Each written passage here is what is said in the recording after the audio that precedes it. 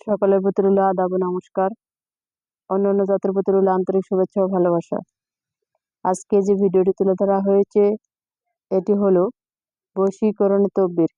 বশীকরণ তদবির কিভাবে করা হয়, নাম ও ঠিকানার উপরে ব্ল্যাক ম্যাজিক কালা জাদুর মাধ্যমে, কালী সাধনের মাধ্যমে কিভাবে কঠিন ও জটিল সমস্যার সমাধান 100% গ্যারান্টি দিয়ে তদবির করা হয়। আপনারা এই দিদি ঠাকুরের কাছ থেকে জীবনের শেষ চিকিৎসা মনে করে একটি তদবির করবেন।